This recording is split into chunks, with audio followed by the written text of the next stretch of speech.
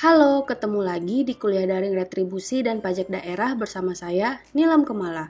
Pada kesempatan kali ini, kita akan membahas tentang pembetulan, pembukuan, pengembalian, daluarsa, pemeriksaan, dan kriteria pajak daerah. Panjang ya. Subpokok bahasan pada pertemuan ini yaitu pembetulan, pembukuan, pengembalian, daluarsa, pemeriksaan, dan kriteria pajak daerah. Kita bahas dulu tentang pembetulan. Nah, karena permohonan WP atau karena jabatannya, kepala daerah bisa membetulkan SPPT, SKPD, SKPDKB, SKPDKBT atau STPD, SKPDN, atau SKPDLB yang dalam penerbitannya terdapat kesalahan tulis dan atau kesalahan hitung dan atau kekeliruan penerapan ketentuan tertentu dalam peraturan perundang-undangan perpajakan daerah. Oleh karena itu, kepala daerah dapat pertama, mengurangkan atau menghapuskan sanksi administrasi berupa bunga, denda, dan kenaikan pajak yang terutang. Kedua, mengurangkan atau membatalkan SPPT, SKPD, SKPDKB, SKPDKBT atau STPD, SKPDN atau SKPDLB yang tidak benar. Yang ketiga, mengurangkan atau membatalkan STPD. Keempat, membatalkan hasil pemeriksaan atau ketetapan pajak yang dilaksanakan atau diterbitkan tidak sesuai dengan tata cara yang ditentukan. Dan yang kelima, mengurangkan ketetapan pajak terutang berdasarkan pertimbangan kemampuan membayar wajib pajak atau kondisi tertentu objek pajak.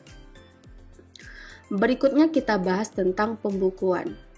Pembukuan adalah proses pencatatan yang dilakukan secara teratur untuk mengumpulkan data dan informasi keuangan yang meliputi harta, kewajiban, modal, penghasilan, dan biaya serta jumlah harga perolehan dan penyerahan barang atau jasa yang ditutup dengan menyusun laporan keuangan berupa neraca dan laporan laba rugi untuk periode tahun pajak tersebut. Ya, pokoknya apa yang udah kita pelajari di akuntansi lah. Nah, WP yang melakukan usaha dengan omset paling sedikit 300 juta per tahun wajib menyelenggarakan pembukuan atau pencatatan. Berikutnya pengembalian. WP dapat mengajukan permohonan pengembalian kepada kepala daerah. Nah, atas pengembalian yang diterima oleh kepala daerah harus memberikan keputusan dalam jangka waktu paling lama 12 bulan. Kalau lewat dari 12 bulan belum juga ada surat keputusan, maka artinya permohonan dianggap dikabulkan. Untuk itu, SKPDLB atau SKRDLB harus diterbitkan dalam jangka waktu paling lama 1 bulan. Nah, kalau WP memiliki utang pajak, kelebihan pembayaran pajak langsung diperhitungkan untuk melunasi terlebih dahulu utang pajak tersebut. Pengembalian kelebihan pembayaran pajak dilakukan dalam jangka waktu paling lama 2 bulan sejak SKPDLB atau SKRDLB diterbitkan. Nah, kalau udah lewat waktu 2 bulan dan pengembalian belum diberikan, maka kepala daerah memberikan imbalan bunga 2% per bulan. Subpokok bahasan keempat, daluarsa penagihan pajak. Hak untuk melakukan penagihan pajak akan daluarsa setelah melampaui waktu 5 tahun terhitung sejak saat terutangnya pajak, kecuali WP melakukan tindak pidana di bidang perpajakan daerah. Daluarsa penagihan pajak akan tertangguh bila diterbitkan surat teguran dan atau surat paksa atau adanya pengakuan utang pajak dari WP, baik secara langsung maupun tidak langsung.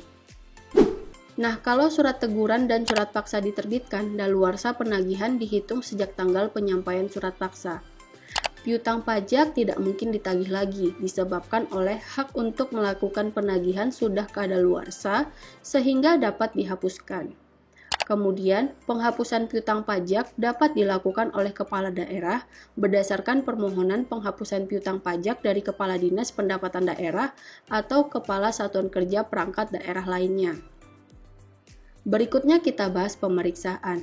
Pemeriksaan pajak daerah adalah serangkaian kegiatan menghimpun dan mengolah data, keterangan, dan atau bukti yang dilaksanakan secara objektif dan profesional berdasarkan suatu standar pemeriksaan untuk menguji kepatuhan pemenuhan kewajiban perpajakan daerah dan retribusi dan atau tujuan lain dalam rangka melaksanakan ketentuan peraturan perundang-undangan perpajakan daerah. Kepala daerah berwenang melakukan pemeriksaan untuk menguji kepatuhan pemenuhan kewajiban perpajakan daerah.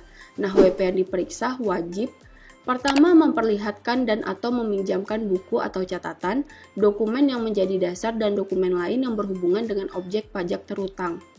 Kedua, memberikan kesempatan untuk memasuki tempat atau ruangan yang dianggap perlu dan memberikan bantuan guna kelancaran pemeriksaan. Ketiga, memberikan keterangan yang diperlukan. Pembahasan terakhir yaitu kriteria pajak daerah. Jenis pajak di dunia ini kan ada banyak, sehingga dengan diterapkannya berbagai jenis pajak, negara bermaksud agar semua subjek dan objek pajak dapat ditetapkan secara tepat dan adil. Oleh karena itu, ada 7 kriteria pajak daerah menurut Biro Analisis Keuangan Daerah Kementerian Keuangan, yaitu pertama hasil. Pada kriteria ini, hasil harus mencukupi fungsi belanja, hasil dapat diperkirakan, hasil harus elastis yang artinya dapat menyesuaikan dengan tingkat inflasi, pertumbuhan penduduk, dan kenaikan permintaan. Di samping memperhatikan hasil, biaya untuk kegiatan pemungutan harus lebih kecil daripada hasil yang akan diperoleh. Kedua, keadilan. Keadilan maksudnya di sini harus memperhatikan dasar pengenaan pajak dan subjek yang membayar adil secara vertikal, horizontal, dan geografis. Ketiga, efisiensi ekonomi. Efisiensi ekonomi harus mendorong alokasi sumber yang efisien dan sedikit mungkin mempengaruhi keputusan para konsumen dan produsen. Keempat, perencanaan. Kemampuan untuk melaksanakan pajak seharusnya direncanakan agar dapat dilaksanakan dalam kemampuan administrasi yang ada. Kelima, ketepatan. Ketepatan harus memenuhi aspek daerah yang seharusnya memperoleh penerimaan, tempat pemungutan pajak merupakan tempat pembayaran pajak, dan difokuskan pada pajak yang administrasinya mudah dan kepekaan politisnya rendah. Keenam, faktor politis. Maksudnya, pajak-pajak harus diterima secara politis jika ingin dilaksanakan. Misalnya, PPN dan pajak hiburan yang terselubung dengan harga dari barang dan jasa.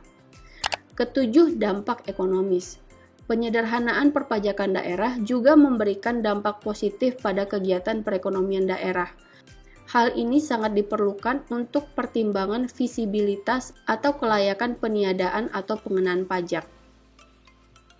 Nah, dari pajak daerah yang terdiri dari pajak provinsi, kabupaten, dan kota, bisa jadi pertanyaan nih, kabupaten dan kota kan merupakan bagian dari provinsi. Kok double ya penerimaannya? Jadi, terdapat bobot penerimaan untuk setiap jenis pajaknya. Untuk pajak kendaraan bermotor dan bea balik nama kendaraan bermotor, jatah provinsi sebesar 70%, sedangkan jatah kabupaten atau kota 30%. Untuk pajak bahan bakar kendaraan bermotor dan pajak rokok, jatah provinsi 30% dan jatah kabupaten dan kota sebesar 70%. Untuk pajak air permukaan secara umum 50-50. Tapi untuk air permukaan yang berada hanya pada satu kabupaten atau kota, jatah provinsi sebesar 20% dan jatah kabupaten kota sebesar 80%. Hal ini diatur dalam Undang-Undang Nomor 28 Tahun 2009. Oke, sekian dulu pembahasan kita untuk materi ini. Sampai jumpa minggu depan dengan topik yang berbeda. Bye!